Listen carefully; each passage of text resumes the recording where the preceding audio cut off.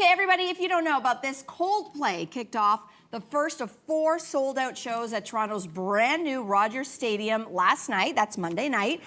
There's a massive temporary outdoor venue that even Chris Martin had doubts about. So take a look at what he said to the 50,000 fans that made their way 25 kilometers north from downtown Toronto. Take a listen. And we'd like to say thank you so much for coming through all the bullshit you have to come through to this weird stadium in the middle of nowhere. So thank you for coming through the traffic and the travel and the trains and the waiting and the lines and all the nonsense. And I hope you're okay. And we're really so grateful to see you. Oh.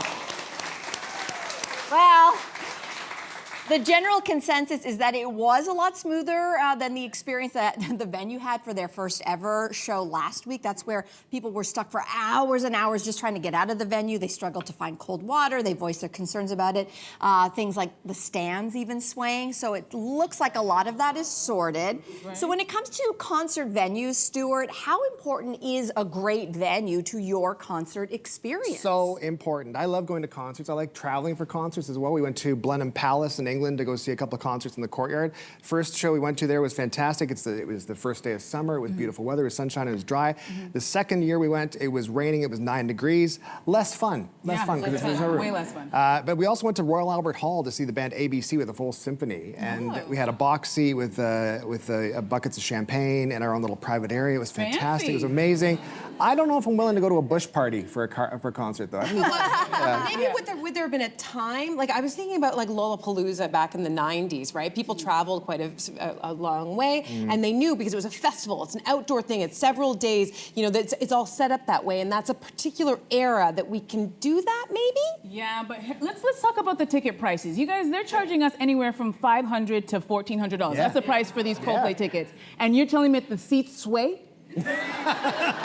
You got me hoofing it for like 30 minutes before I even touched the venue, and then I heard they have this like red light, green light situation to let you out of the venue.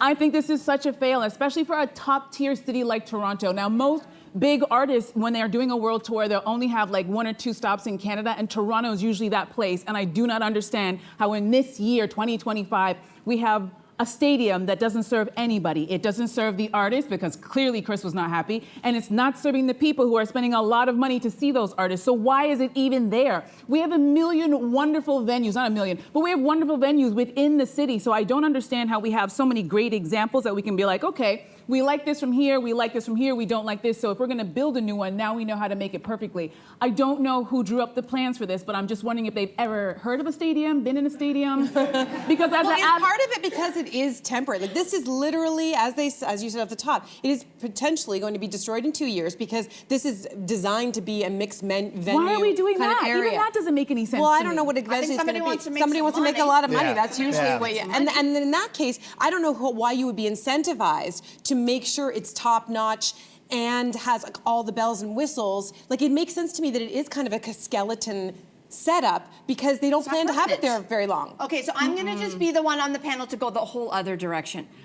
Torontonians, we are spoiled with artists that come to this city. I think we have to remind ourselves that we love the fact that people come to this city like a Coldplay. We are their only Canadian stop. And you know why they're here? Because there was a stadium built. They only do stadiums. That's their whole tour. If you actually look at their website, everything is Wembley, stadium, this, stadium. They don't do shows for under 50,000 people. You know where it can hold that? This temporary stadium. So in my mind, I would say, listen, it is far from perfect. We are spending a lot of money, but it's a lot cheaper than having to buy a flight, a hotel room, other tickets to another city. I disagree. We are so spoiled here. Vancouver is watching going, come to Vancouver. Vancouver is watching going, what are you guys doing over there? It makes no sense. That's what they're saying.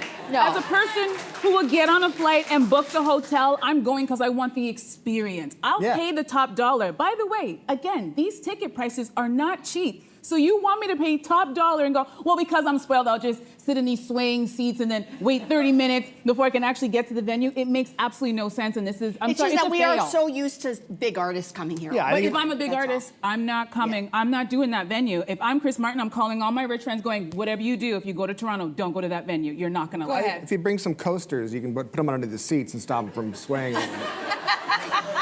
It just seems like a simple thing. Yeah, you know, like in a bar. That's right, $1,400 like a the ticket, bag. I'm not Table. bringing coasters. You're not doing that? No, not for $1,400 There were some a ticket. people also who traveled long distances and they were confused because it said Downsview Park and I guess they assumed that it was downtown. They didn't read the full thing and also they saw the name, you know, I don't know, and they associated with a geography, different I went venue. on- So yeah. they were confused. They showed up at the wrong venue as well. And it's not their fault because I went on Ticketmaster just before the show and it just says Rogers Center. So if you're not from Center here, or stadium? Sorry, stadium. But if Is it- you're yeah. not from here, you don't know the what that difference is. between a center and a stadium. So you're thinking you're going to the one downtown. So even the wording is not very clear. Can I just really quickly just say that this morning somebody offered me free tickets to go see this, and I called my partner to say like, do you want to take Jaya might be interested, our son who's 12 years old who's also into music, and I didn't realize my son was still in the car with his dad, and he heard this conversation. I was like, I don't want to go to this. It sounds like a nightmare. Do you want to go? And Jason's like, I don't want to go either. And so Jaya's like, I want to go. And I'm like, I'm sorry. I'm like, this is when we have a teachable moment of like, you're going to experience disappointment in your life. Sorry, son. Yeah. Disappointment. Give me I'm the not free taking tickets, you. I'll go. All right. I'll go. Hey, you, come a bit closer. We've got so many more must-see interviews, spicy debates, lifestyle tips, and pop culture moments. So subscribe to our channel by tapping the logo below and don't miss out.